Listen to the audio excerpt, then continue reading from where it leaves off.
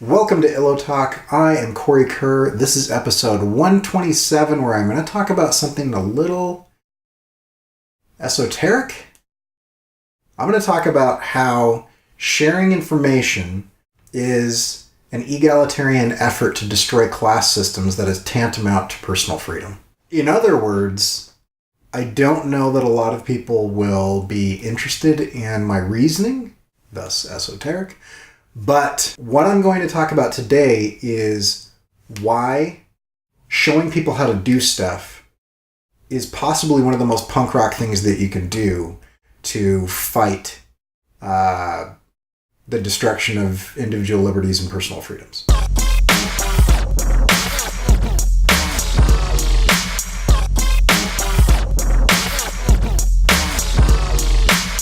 Okay, so recently Scott Serklin put up a video talking about why artists should show their work and share their process. And it was a very well-reasoned, well-thought-out argument for sharing your work, which is something that everybody should do. Interestingly enough, there were a couple people that downvoted it, which I thought was odd in today's society. And so it got me thinking, and I started thinking, why would somebody not like the idea of sharing their work? Now, the arguments that some of them gave in the comments were that they were worried that it would get stolen or something along those lines.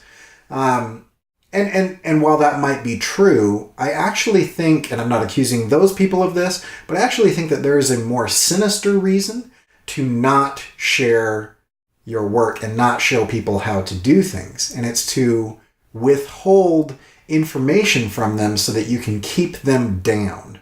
So there are two types of people out there when we're talking about leadership, right? When we're talking about people that are in charge of or have power over other people.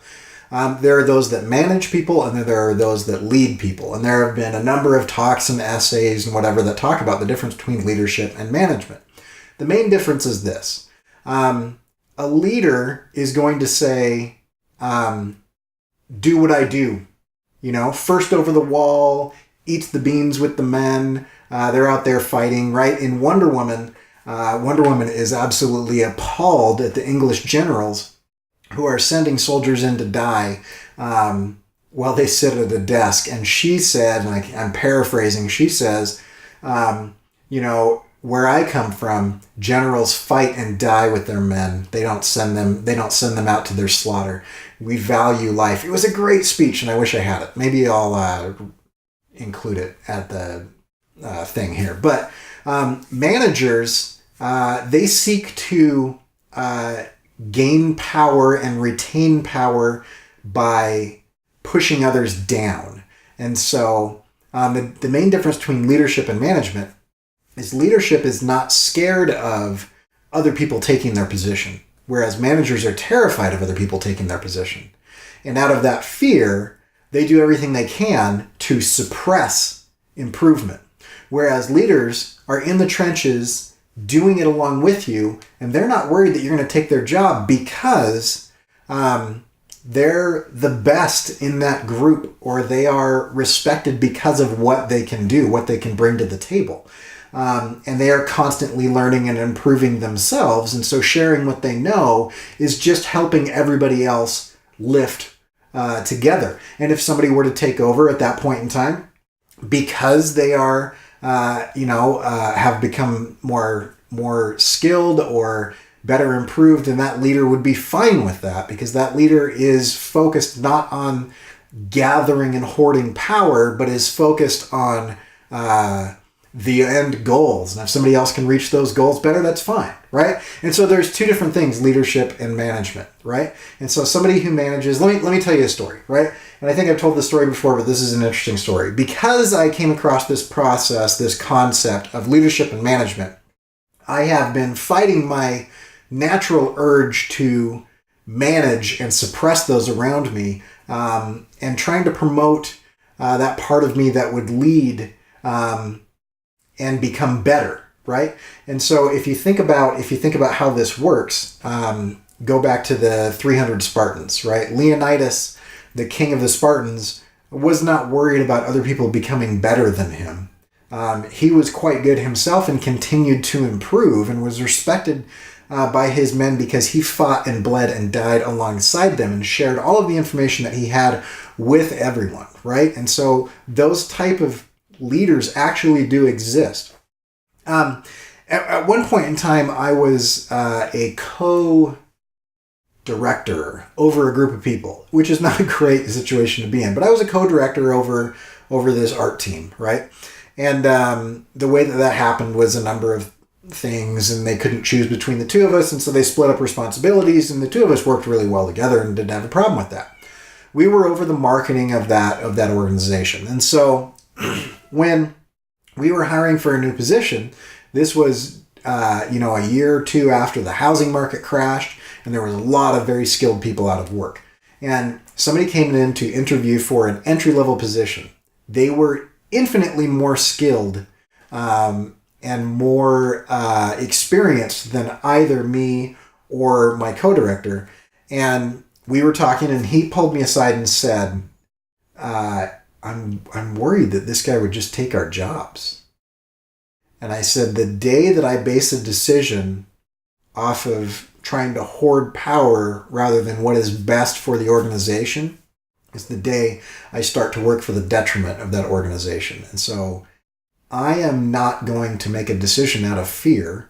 And if he is the right guy for the job, regardless of whether or not he's better or more experienced than us, we need to hire him. And so that type of attitude is something that I've been meaning to foster forever. Now, this works in social circles as well. There are the types of people who build others up around them. There are the types of people that think that they can build themselves up by tearing other people down. And if you seek to damn the progress of someone so that you look better, or so that they don't learn your trade secrets or whatever, you are actually working to suppress another individual.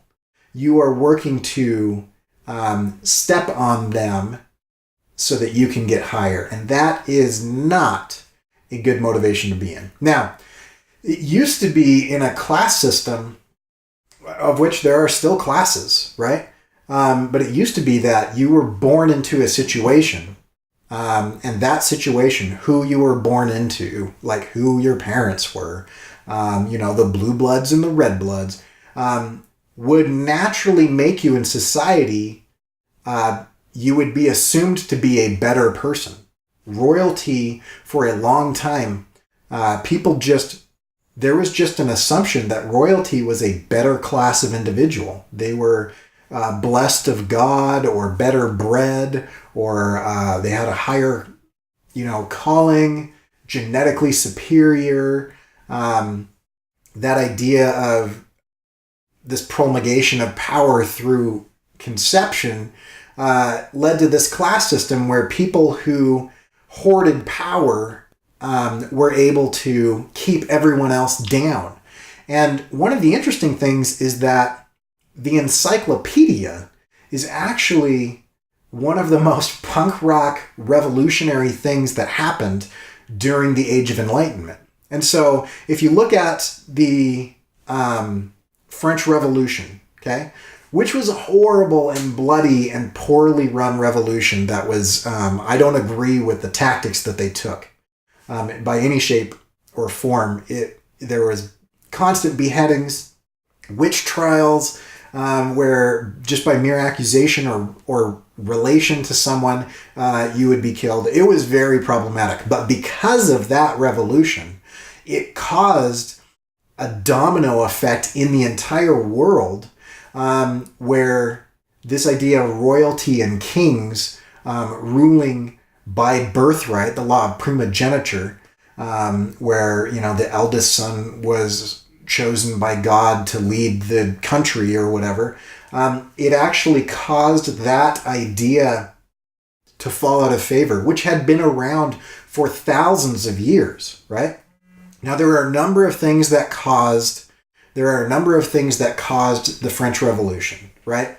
One of them was people like Thomas Jefferson and Benjamin Franklin were hanging out in France and in Paris at the time because they were, trying to negotiate as ambassadors for the newly revolted American colonies.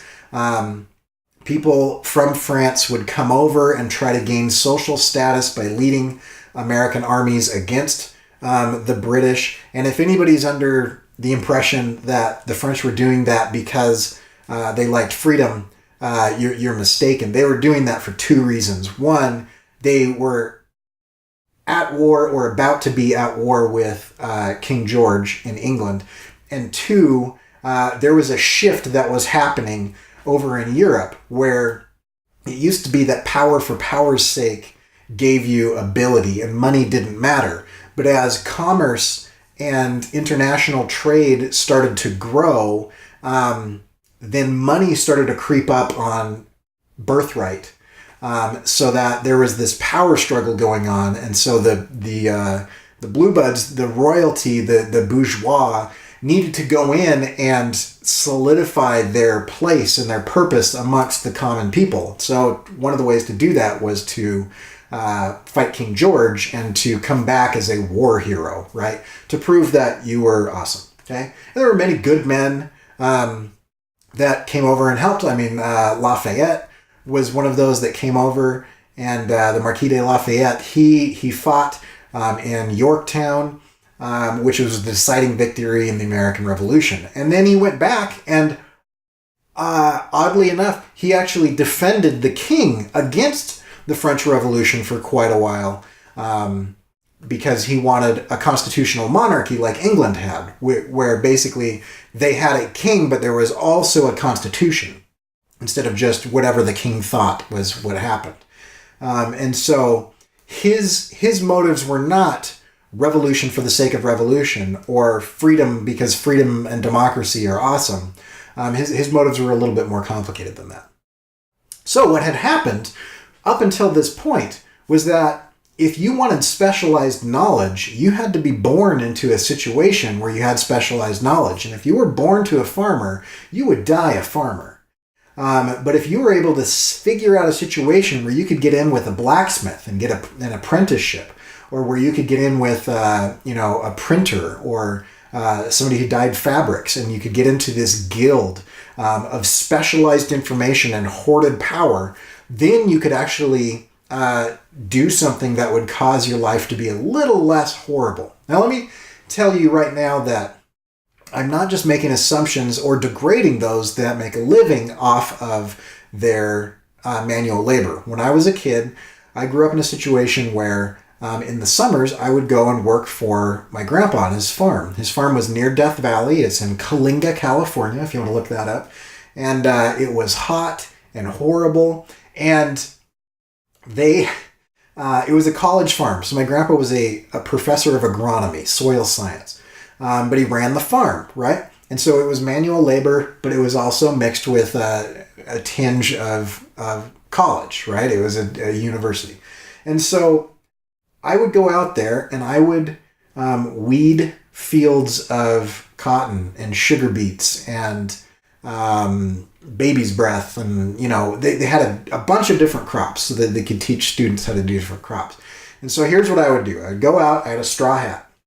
I would go out with my straw hat and my short-handled hoe, and I would walk up and down the aisles, okay? And I would look back and forth for weeds all day long. Now, it was the middle of the desert, is exceptionally hot in the middle of the summer, and the only thing that I had to cool me off was the straw hat. But I had to use the straw hat to mark where in the row I was. I got to the point where I could do 6 rows at a time. If the crop was shorter, I could do 6 rows at a time. And what would happen is I would take my hat off. If I saw a weed, I would take my hat off and I would put it in the center row. And then I would go over, get the weed, come back, find my hat, which marked my place, put it back on and move on, right? Now I could do this when I was working in a crop that was intended to be eaten, right? Sugar beets or potatoes or something. But you can't do that when you were working in a crop that was not intended to be eaten, like baby's breath or cotton. And the reason for that is if it wasn't intended to be eaten, they would water it with treated sewage. Okay, you get your fertilizer, you get your irrigation all in one go, There's kind of I assume there is some sort of, financial benefit to that as well. But if you can imagine wading through a couple inches of treated sewage in the desert in 90 to 100 plus degree weather with a straw hat as the only thing to protect you against the sun all day long, that was the situation that I was in, right? And so I know from which I speak. In a microcosm, I didn't do this for years. It wasn't the entire thing that I did. But at the end of every day, my grandpa would pull up in his white pickup truck and he would say, "Hey, Cory, how's college look to you?" "Looks good, Grandpa." "All right, get in the truck." And then we would drive home and he would say, "These are all hardworking people. All these people that you're working alongside of, that are your parents' age or my age, they're good, hardworking people. Do you know the difference between what they do and what I do?" I said, "What's that?" "College education." And so he really hammered home this idea of information being powerful. This idea of if you don't want to do this for the rest of your life, you need to get an education. You need to learn.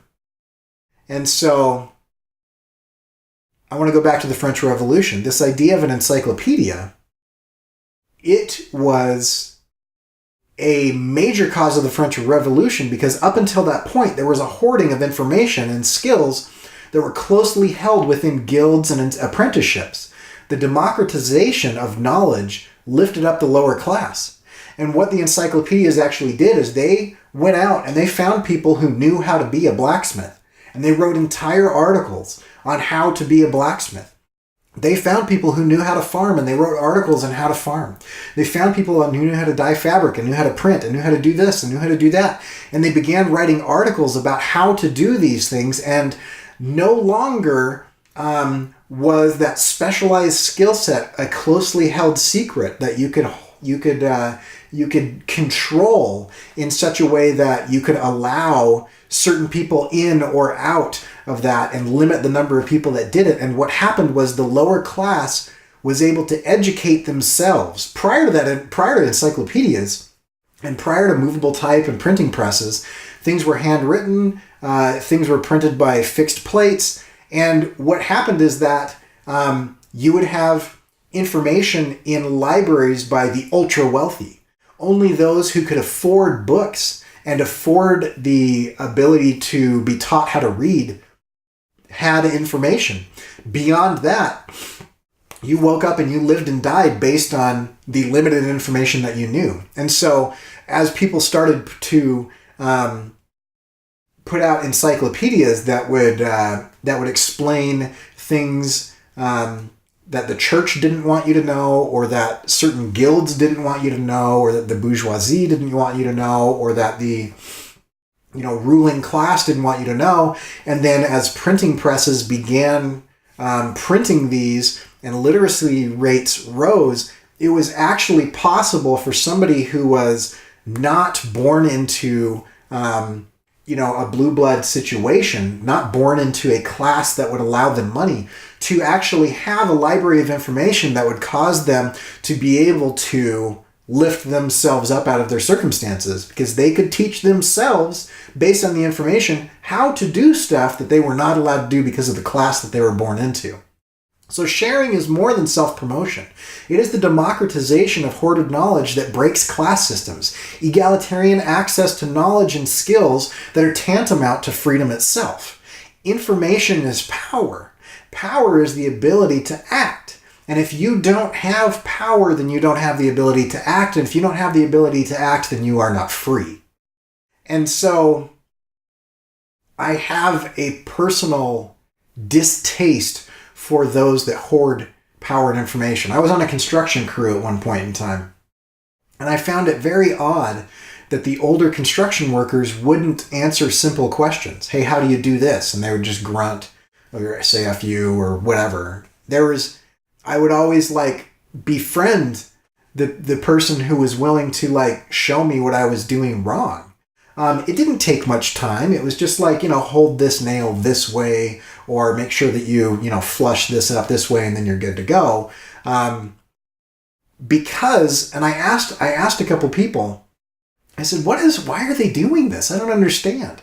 My dad explained it to me. He said, there's nothing wrong with manual labor. I mean, they are very skilled craftsmen that do those things. But you have to understand that they're putting their body on the line. They are spending their physical ability, and they will grow old faster because of the work that they do every day. And what they are worried about is that if you learn as a young guy how to do something that they know how to do, you can easily surpass them. That's their fear, right? And so they would hoard information. And this idea of hoarding information is something that keeps other people down. It's that seeking to suppress rather than seeking to lift.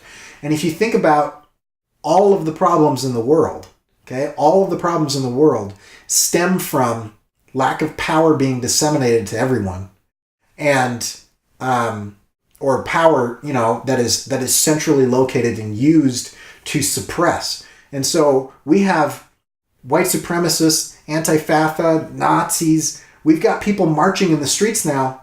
And if you think of a racist, I was just listening to a podcast that was a guy who, I'll find the name, a guy who was a former neo-Nazi skinhead that was a leader of a major skinhead organization, and eventually, because he owned a record shop and he sold music, and minorities would come in that he would interact with, and they were not what he was told they were. They were nice people, and they were good people, and they weren't evil, and he had to come to grips with the lies that he had been told with the reality of the information that he was being presented with, which is that black dude is kind of cool. That Jewish guy he's not in here to grift me. He had been told lies, and that hoarding of real information and the lies that he was given actually caused him to be a racist. And so he repented of that situation once he was educated by life experience. And now he seeks to reform and help extract people from extremist groups. He runs an organization now that helps people integrate back into society and leave this thing. And it's a whole interesting concept. But the idea is that he was fed false information, and based on that false information, He acted, and he acted inappropriately and poorly for society as a whole. And he claims himself that he's largely responsible for what is happening nowadays. He said 30 years ago, we told people, come in and join us as racists, but don't shave your head, don't wear combat boots, wear a suit instead. He was looking to normalize. And he said that their efforts 30 years ago are showing fruit now. It's an interesting thing, and I'll post a link to it in the description of this video. But the idea is this: education and understanding and empathy and dissemination of power is the basis, the foundation of freedom. The fact that you can watch this video without me being killed or without you being put in a gulag, the fact that you can create anything you want or become anything that you want. The fact that there are freedoms that are available to you now, that you can choose to be an artist or a filmmaker or a writer or a scientist or an astronaut or whatever. The fact that you have the ability and opportunity to attempt to do those things is because people decided, I'm not going to hoard this information. I'm going to share it. I'm going to get this skill set out there. And so for me, when I look at people how I've taught myself, I haven't really taught myself. I was in a car accident. I've been in a number of car accidents, but I was in a car accident and I was in rehab, and I had a fairly severe neck injury, and I was in rehab, and I don't know if you guys have ever seen this, but they take this, it's a series of straps, and they literally put a metal ball in these straps, and you have a little neck roll. It's called a cervical pillow, and they just pull your head back to try to get your neck to curve in the way that it should after you've had whiplash, right? Well, it takes time. And so if you can imagine, I had to lay in these situations where I had my neck back like this, and I had this iron contraption strapped to my head. Or I would do this other thing where I would lay face down, and there was like a hole, like a massage table sort of. I'd lay face down on this table and put my face in this hole, and they would take electrodes and they would put the electrodes on my back, and then they would take a wet towel and they'd put a wet towel over that, and then they would take a heating pad and they would put a heating pad wrapped up in the wet towel on these electrodes, and so it would heat up your back, and it would convulse your muscles to try to loosen everything up, so that the chiropractor and the PT and all those guys could like make adjustments and try to fix what was going on. What this equated to was multiple times a week I would lay there with nothing to do. And I came across Jason Brubaker's blog. Jason Brubaker, currently working on a book called Sithra. When I found him, he was doing Remind, and he had a Kickstarter that was, at the time, the biggest Kickstarter for any comic book ever. Huge following. But what he did was he was just sharing his process. He's like, I work at DreamWorks, I color comics, I draw comics. Let me show you my coloring process. And it was the first time I had come across this hoarded information.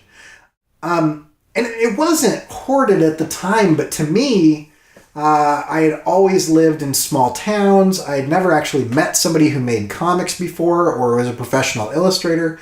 I had never met a working artist. I grew up in very small towns with limited access to information, in a situation where we didn't have a ton of money, and so it wasn't like I could travel or do things. I liked comics growing up, but I couldn't afford them, and so I had a couple, but I mean they were rare that I could come to, and so any type of exposure just wasn't available to me. I didn't know that you would use a brush to put ink down. And now that's something that I exclusively do. Not exclusively, I use microns and things like that.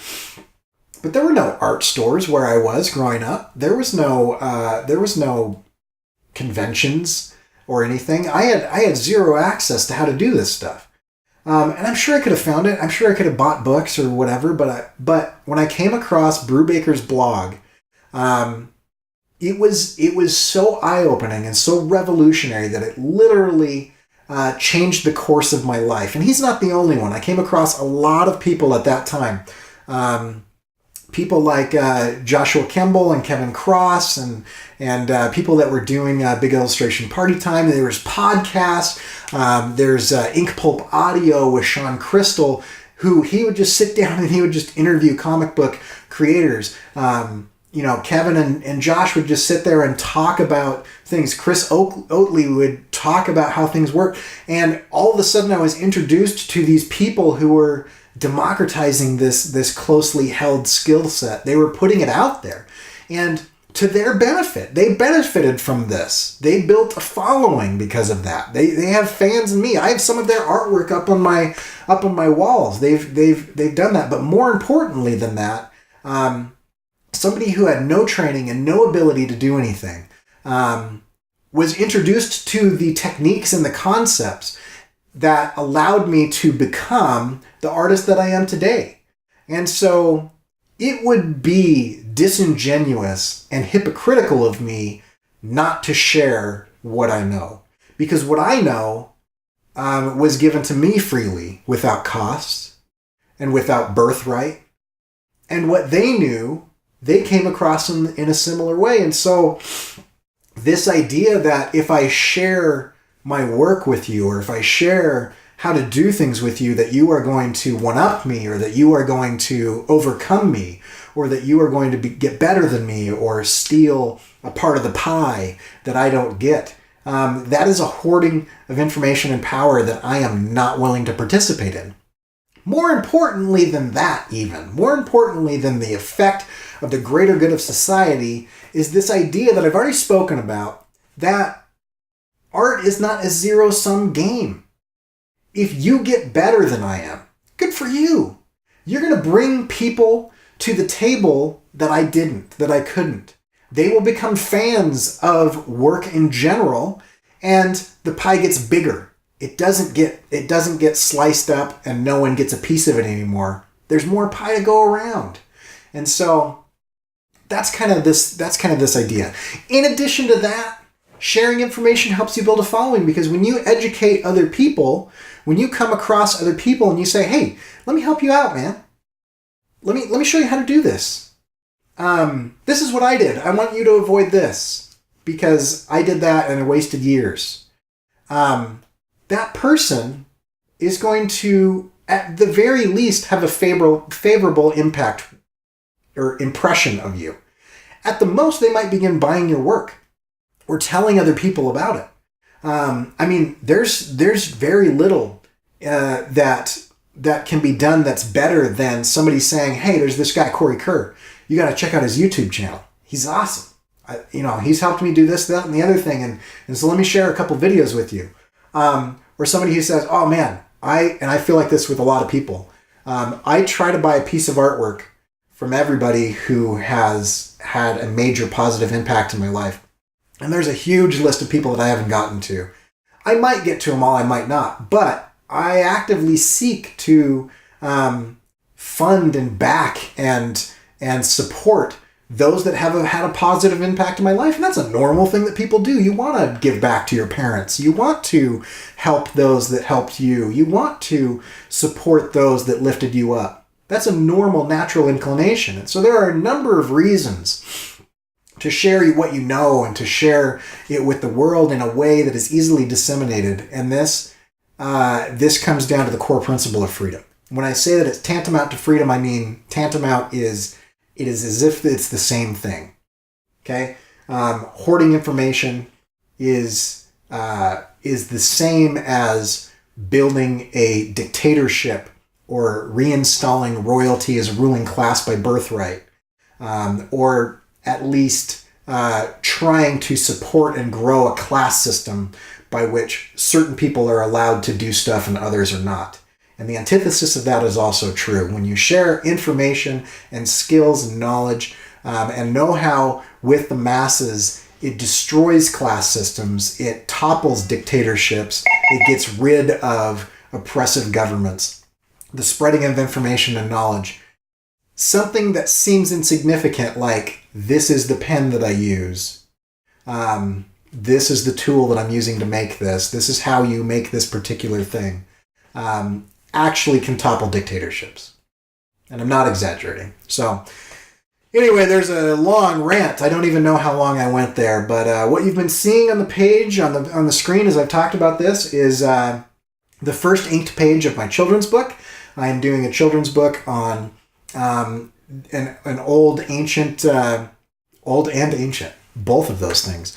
Fairy tale, Japanese fairy tale called The Tongue-Cut Sparrow. This project is taking longer than I thought, but I'm actually learning a lot. I used a kuretake brush pen number 8. I've actually ordered the red barrel as well, and I love the kuretake pens way more than I do the pentel brush pen, which is something I've used for years. And the pentel brush pen is good for like fill-in work, but the kuretake, it's got a snappier, shorter point, and you can get finer lines with it. Very impressed with the touch sensitivity of the kuretake. Anyway, and so if you want to see anything else, I'm starting to build a list of tools that you can use to educate yourself. And if you go to corykerr.com/tools, you will see some free resources that you can download to help you animate. And I will also begin listing out tools that I use in my illustration work. If you're interested in the type of thing that I'm using, I don't think I have that up yet, but I will. So corykerr.com/tools.